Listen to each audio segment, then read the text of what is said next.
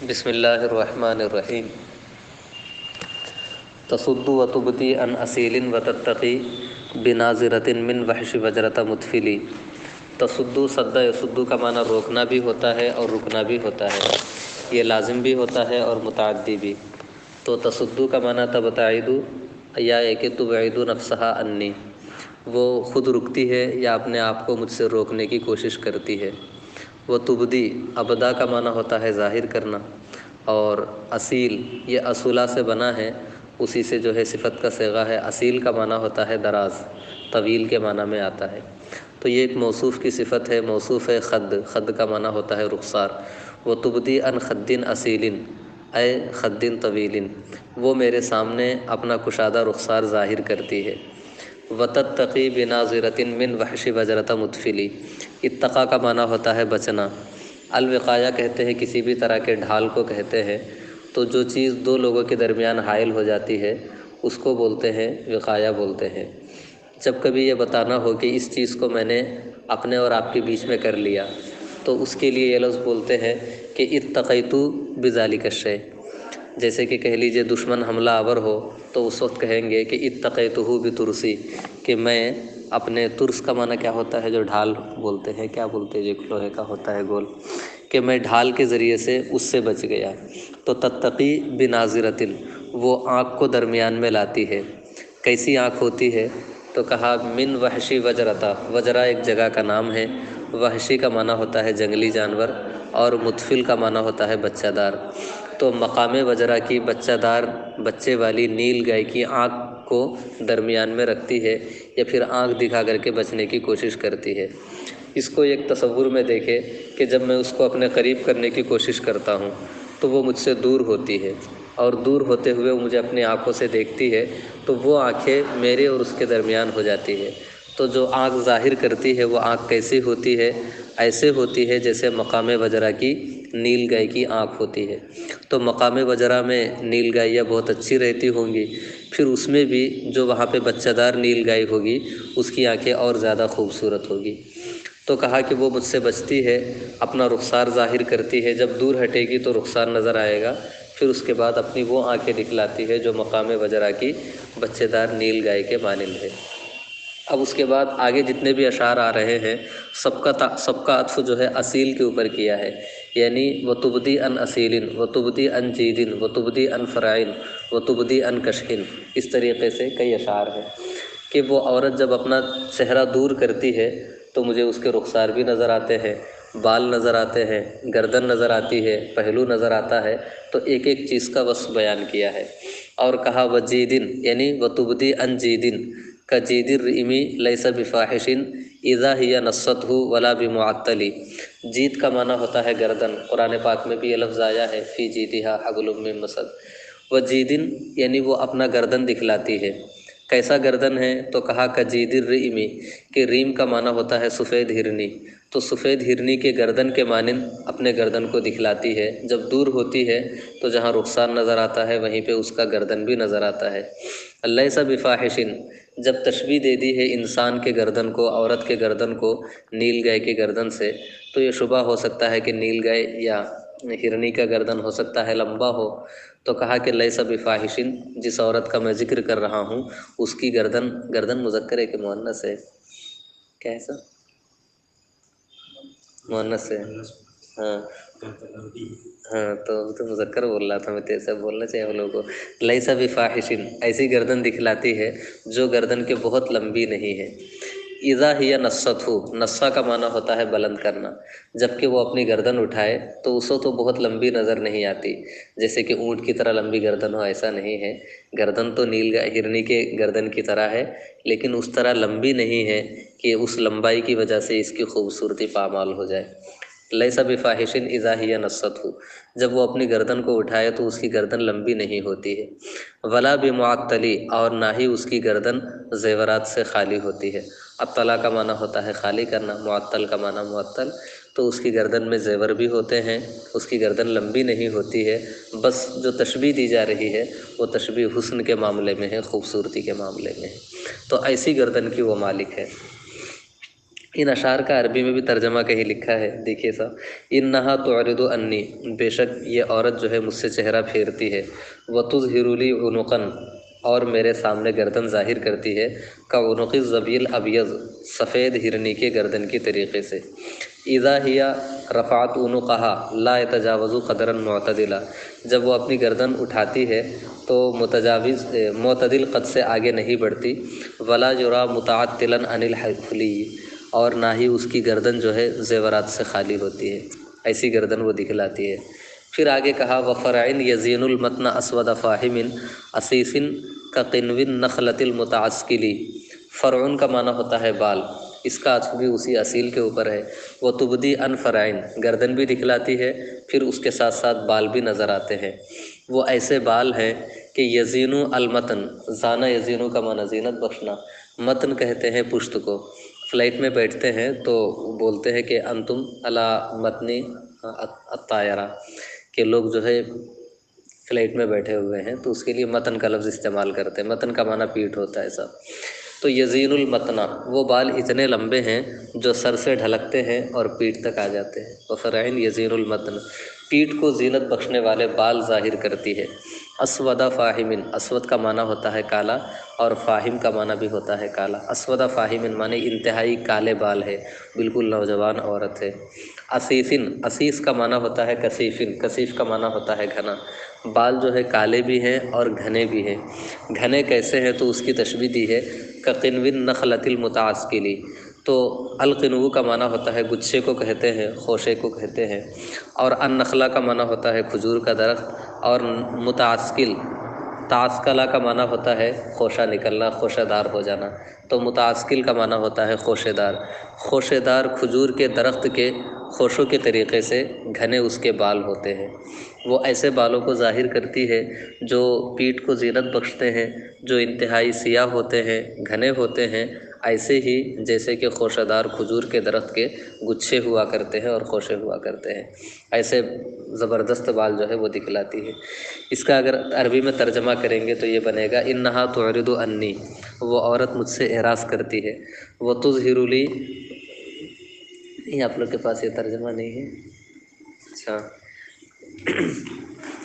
اس کے آگے دیکھیے، پھر آگے اسی بالوں کا ذکر کیا اور کہا ہے غدائرہ مستشذرات الی العلا تدل الاقاص فی مثنی و مرسلی، اس کے بال کیسے ہیں، اس شعر کو آپ لوگوں نے پڑھا بھی ہوگا مختصر المعانی کے اندر۔ غدیرہ کا معنی ہوتا ہے بالوں کا مجموعہ، المجموعۃ من الشعر غدیرہ کہتے ہیں، اسی کی جمع غدائر ہے۔ تو اس کے جو بال ہیں بندھے ہوئے گندھے ہوئے، مستشذرات، استشذرا کا معنی ہوتا ہے ارتفاع، یہ لازم بھی ہوتا ہے متعدی بھی ہوتا ہے، اگر آپ لازم پڑھیں گے تو مستشذرات زے کے کسرے کے ساتھ پڑھیں گے، متعدی پڑھنا چاہے تو اس کے اوپر جو ہے فتحہ آ جائے گا کہ اس کے بال اٹھائے ہوئے ہیں مرفوعات کے معنی میں، ورنہ مرتفعات کے معنی میں۔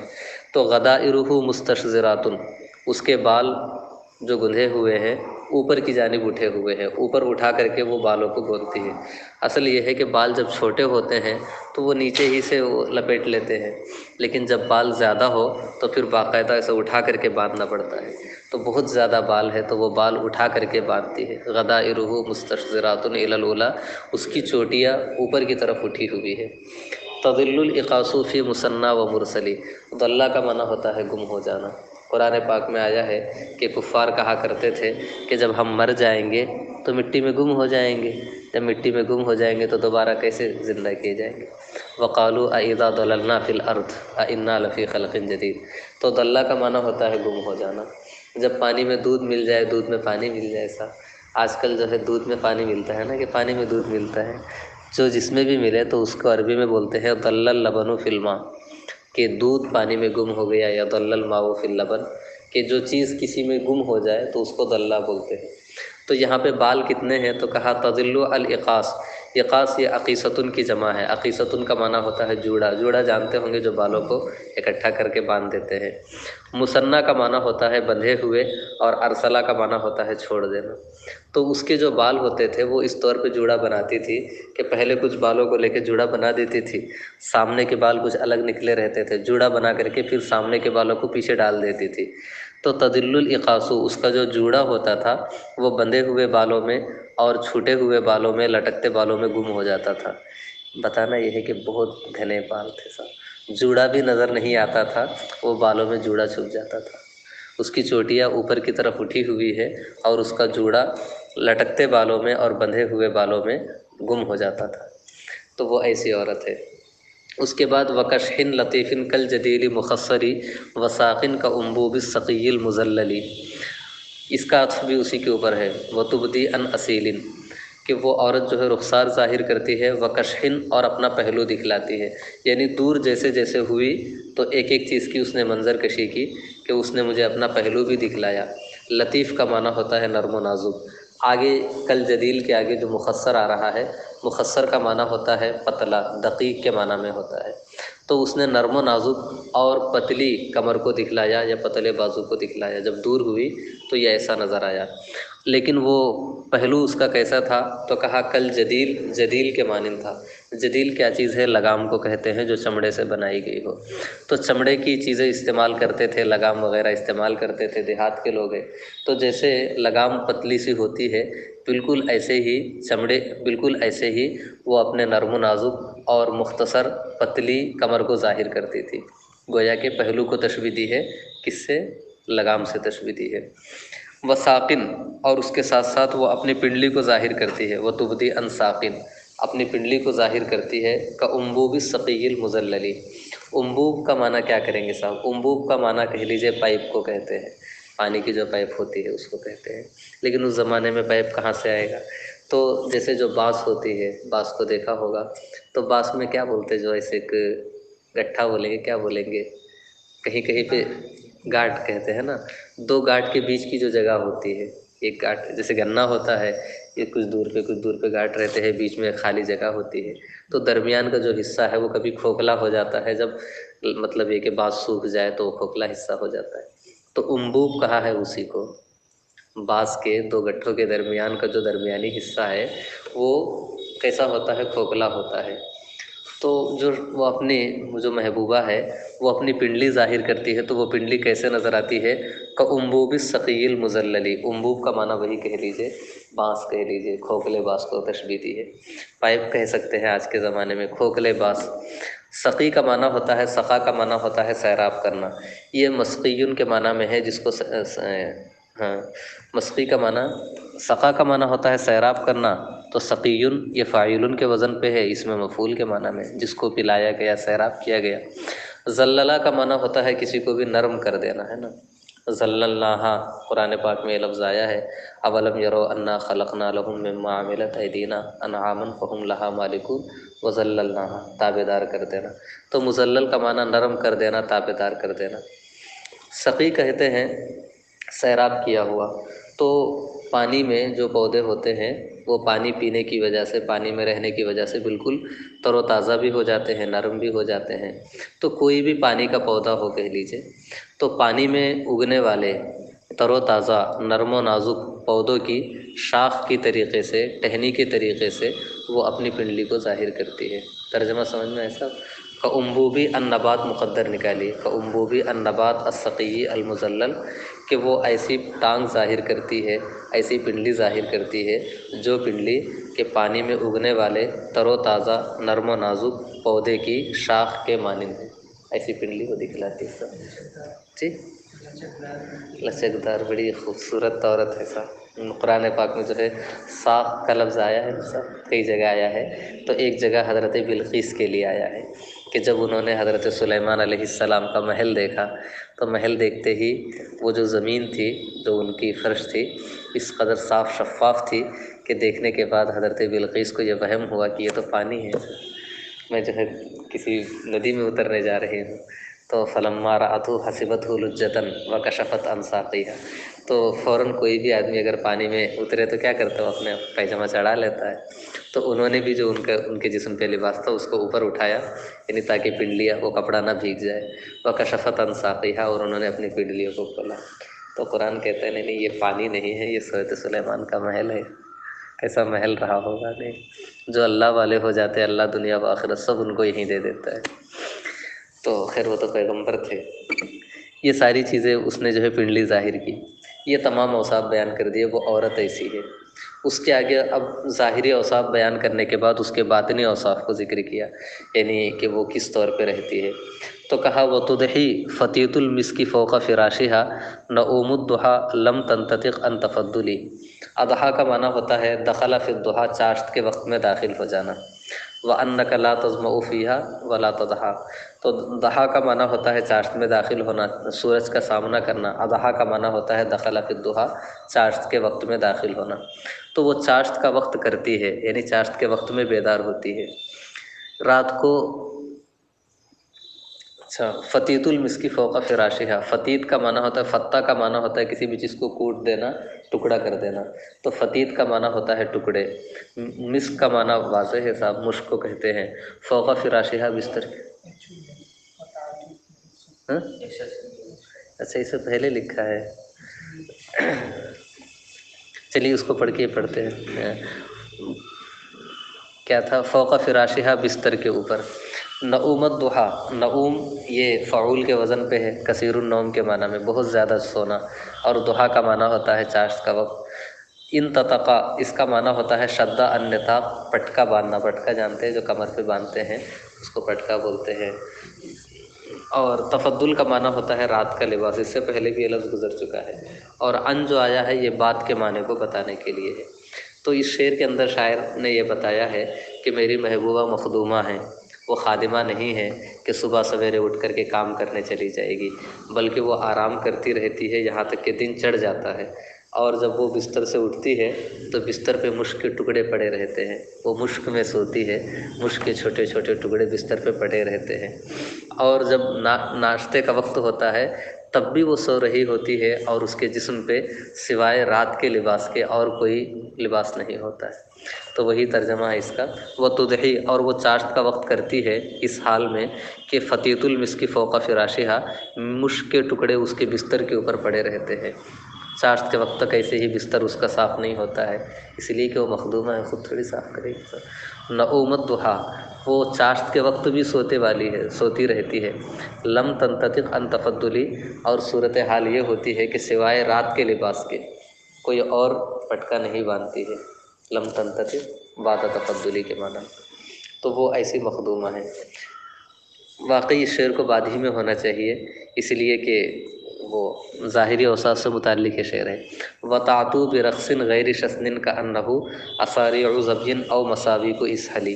عطا یعطو کا معنی ہوتا ہے کسی کو پکڑنا، اور اعطا یوتی کا معنی ہوتا ہے دے دینا۔ اصل میں گویا کہ کہہ لیجیے ہم لوگ بولتے ہیں اعطا بولتے ہیں نا، آتے تو کہا دشے، میں نے آپ کو یہ چیز دے دی، انا اعطیناک الکوثر، ہم نے آپ کو کوثر عطا کیا۔ تو اعطا کے اندر جو ہے وہ کہہ لیجیے سلب ماخذ ہے، حمزہ جو ہے سلب کے لیے ہے۔ عطا کا معنی ہوتا ہے پکڑنا، اور اعطا کا معنی ہوتا ہے اس پکڑ کو چھوڑ دینا، یعنی کہ ہم دوسرے کو دے دیں۔ تو اعطا کا معنی ہوتا ہے دینا، اور عطا کا معنی کیا ہوتا ہے؟ لینا، پکڑنا۔ تو یہاں پہ تعتو استعمال کیا ہے، تعطی استعمال نہیں کیا ہے۔ وہ تعتو اے تمسکو، وہ عورت پکڑتی ہے۔ تو انگلیوں کا ذکر کیا، دیکھیے ایسی تشبیہ آپ کو کبھی نہیں ملے گی، یہ اس شاعر کی خصوصیت ہے، یہ اس زمانے کی شاعری ہے۔ کیا تشبیہ دی ہے، آپ لوگ تمنا کریں گے کاش کوئی ہماری انگلیوں کو ایسی تشبیہ دیتا۔ کیا ہے؟ وہ تعتو، وہ پکڑتی ہے۔ رقص، رقص کا معنی ہوتا ہے نرم۔ غیر شسن، شسن کا معنی ہوتا ہے سخت۔ تو اصل میں جو ہے یہ دونوں صفت ہے، اس سے پہلے موصوف مقدر ہے بنان، بنان کا معنی ہوتا ہے انگلی۔ وَتَعْتُو بِبَنَانٍ رَقْصٍ غَيْرِ شَسْنٍ، وہ نرم و نازک انگلیوں سے پکڑتی ہے۔ وَتَعْتُو بِبَنَانٍ رَقْصٍ، نرم انگلیوں سے پکڑتی ہے، غیر شسن، جو انگلیاں کے سخت نہیں ہیں۔ کأنہ، ایسا محسوس ہوتا ہے کہ وہ انگلیاں کیا ہیں، تو تشبیہ یہاں سے آئی ہے۔ اصاریع ظبین، اصاریع یہ اسرو کی جمع ہے صاحب، اسرو کی جمع ہے۔ اسرو کسے کہتے ہیں؟ کیڑے کو کہتے ہیں۔ کون سا کیڑا؟ جب آپ باہر سے وہ لاتے ہوں گے، بند گوبھی لاتے ہوں گے، پھول گوبھی لاتے ہوں گے، تو اس میں ہرے ہرے کیڑے کبھی جم جاتے، دیکھا ہے کہ نہیں آپ نے؟ وہ کیڑے کتنے نرم ہوتے ہیں صاحب، اگر ایسے مسل دیں گے تو پتہ بھی نہیں چلے گا اس کے اندر کوئی ہڈی ہے کہ نہیں ہے۔ تو جیسے وہ کیڑے بالکل نرم و نازک ہوتے ہیں، اسی طریقے سے میری محبوبہ کی انگلیاں جو ہے ان کیڑوں کی طریقے سے، یہ معنی ہو سکتا ہے۔ دوسرا معنی یہ ہے، جو مچھلی پکڑنے کے لیے وہ کچھوا بولتے ہیں نا، زمین سے ایک کیڑا نکلتا ہے، دیکھا ہوگا، وہ لمبا سا رہتا ہے، تو اس کا جو کنارہ ہوتا ہے وہ لال ہوتا ہے، منہ جو لال ہوتا ہے، باقی تھوڑا دوسرا رنگ ہوتا ہے۔ تو میری محبوبہ کی انگلیاں جو ہے اس کچھوے کے طریقے سے ہے، یعنی بالکل چکنے اور کنارہ جو ہے وہ لال رنگ کا ہو۔ تو کأنہ اصاریب زبین، زبی ایک جگہ کا نام ہے۔ او مساوی کو اسحلی، مساوی کی مسواک کی جمع ہے۔ اسحل کا معنی ہوتا ہے پیلو کا ایک درخت ہوتا ہے جس کی مسواک بنائی جاتی ہے۔ تو کہا کہ وہ ایسے نرم و نازک انگلیوں سے پکڑتی ہے، محسوس یہ ہوتا ہے کہ یہ اس کی انگلیاں نہیں ہیں، یہ مقام زبی میں چلنے والے کیڑے ہیں صاحب، بالکل نرم و نازک کیڑے جیسے ہوتے ہیں، یا پھر یہ کہ مقام یہ درخت اسحل کے مسواک ہے صاحب۔ کیا جہانگیر آپ کی بھی تمنا ہوگی کاش کوئی میری انگلی کو کیڑے کیڑے سے تشبیہ دیتا نہیں۔ تضیء الظلام بالعشاء کأنہا منارۃ ممسا راہب متبتلی۔ اس کے بعد اس کا چہرہ کتنا روشن ہے، تو چہرے کا ذکر کیا۔ تضیء الظلام، اضاء کا معنی ہوتا ہے روشن کرنا، ظلام کا معنی ہوتا ہے تاریکی، وہ تاریکی کو بھی منور کر دیتی ہے، یعنی تاریکی کو ختم کر دیتی ہے۔ بالعشاء، رات کے وقت میں، وہ رات کے وقت میں اپنے روشن چہرے کی وجہ سے تاریکی کو ختم کر دیتی ہے۔ کأنہا، ایسا محسوس ہوتا ہے کہ میری محبوبہ جو ہے منارۃ ممسا راہب متبتلی، منارہ کا معنی ہوتا ہے جس کو ہم منارہ کہتے ہیں صاحب، مینار جسے کہتے ہیں۔ تو پہلے زمانے میں یہ ہوتا تھا کہ روشنی کرنے کے لیے جو چراغ جلایا جاتا تھا وہ چراغ مینارے کے اوپر رکھتے تھے۔ اصل مینارہ کا معنی ہی ہوتا ہے موضع النور، نور کی جگہ۔ تو چراغ جو ہے اوپر بلندی پہ ہوا کرتا تھا، آج کل اس کی ضرورت تو نہیں رہی تو مینار باقی رہ گیا۔ تو ایسا محسوس ہوتا ہے کہ میری بیوی جو ہے یہ نور کی جگہ ہے، یہ کوئی منارہ ہے۔ ممسا راہب متبتلی، ممسا کا معنی ہوتا ہے شام، راہب کا معنی ہوتا ہے واضح ہے، تبتلا کا معنی ہوتا ہے انقطع عن الخلق و توجہ الی الخالق، سب سے بے نیاز ہو کر اللہ کی طرف لو لگانے کو تبتل کہتے ہیں۔ قرآن پاک میں آیا ہے وتبتل الیہ تبتیلا۔ تو متبتل کا معنی ہوتا ہے گوشہ نشی۔ تو ایسا محسوس ہوتا ہے کہ میری محبوبہ جو ہے کسی گوشہ نشی راہب کے شام کا چراغ ہے۔ گوشہ نشی لوگ جو ہوتے تھے وہ راہب، شام کا وقت ہوتا تھا تو چراغ جو ہے مینارے پہ جلا کے آ جاتے تھے تاکہ گزرنے والوں کو مطلب ہے کہ روشنی ملتی رہے۔ تو یہ اس کا چہرہ جو ہے بالکل ایسے ہی ہے، ایسا محسوس ہوتا جیسے کہ کوئی گوشہ نشی راہب کے شام کا چراغ ہو۔ یہ ممسا جو ہے یہ امسا کے معنی میں ہے، مسا کے معنی میں، شام کے معنی میں۔ ایک آخری شعر اور پڑھ لیجیے صاحب۔ الا مثلھا یرن الحلیم صبابۃ اذا مسبکرت بین درع و مجولی۔ یہ عورت اتنی خوبصورت ہے کہ ایسی ہی عورت کی جانب، الا مثلھا، اسی کی جانب، یرنو الحلیم، رنا یرنو کا معنی ہوتا ہے بالکل ٹکٹکی باندھ کے دیکھنا، دیکھے تو بس دیکھے ہی چلے جائے۔ حلیم کا معنی ہوتا ہے صبر کرنے والے، اور صبابہ کا معنی ہوتا ہے فرط محبت، حد درجہ محبت کو کہتے ہیں۔ ایسی ہی عورتیں ہیں کہ جن کو صبر کرنے والے لوگ بھی بڑی بے صبری کے ساتھ دیکھتے ہی چلے جاتے، سب نظر ہٹ نہیں پاتی ہے۔ الا مثلھا یرنو الحلیم صبابۃ، یہ کب کی بات ہے؟ اذا مس بکرت بین درع و مجولی۔ اس بکرہ کا معنی ہوتا ہے امتدا و طالا، لمبا ہو جانا، دراز ہو جانا، یعنی جب کوئی لیٹا ہو، جھکا ہو، بیٹھا ہو تو اس کا قد معلوم نہیں ہوتا، جب کھڑے ہو جائے تو قد معلوم ہوتا ہے۔ تو لمبا ہونے کا مطلب لٹکنا نہیں ہے، لمبا ہونے کا مطلب کھڑے ہو جانا ہے۔ بین درعین، درون کا معنی کیا ہوتا ہے، مجول کا معنی کیا ہوتا ہے؟ درون جو ہے یہ چھوٹی بچی کی قمیص کو کہتے ہیں، اور مجول، درون جو ہے بڑی عورت کے قمیص کو کہتے ہیں، اور مجول جو ہے چھوٹی بچی کی قمیص کو کہتے ہیں۔ جو چھوٹے بچوں کا لباس ہوتا ہے اس کو مجول کہتے ہیں، اور جو بڑا آدمی ہو یا بڑی عورت ہو اس کے لباس کو درون کہتے ہیں۔ درون کے دو معنی ہیں، ایک زرہ بھی ہوتا ہے لیکن ایک معنی یہ ہے کہ بڑی عورت کا لباس۔ تو یہاں پہ دو لباس ذکر کیے، اور دونوں سے پہلے مضاف مقدر ہے بین لابسی درع و لابسی مجول، کہ بڑی عورت کا لباس پہننے والی عورت، چھوٹی بچی کا لباس پہننے والی بچی۔ یعنی اس سے مراد کیا ہے کہ جب بڑی عورتوں کے درمیان اور چھوٹے بچیوں کے درمیان وہ کھڑی ہوتی ہے تو سارے لوگ سب کو چھوڑ کر کے اسی کو جو ہے بڑی بے صبری کے ساتھ دیکھنے لگتے ہیں، اور وہ لوگ دیکھتے ہیں جو بڑے صبر کرنے والے ہوتے ہیں۔ سب الا مثلھا یرنو الحلیم صبابۃ، یہ ایسی وہ عورت ہے سب۔ چلیے یہ جو ہے چند اشعار ہوئے صاحب، اس پہ انشاءاللہ باقی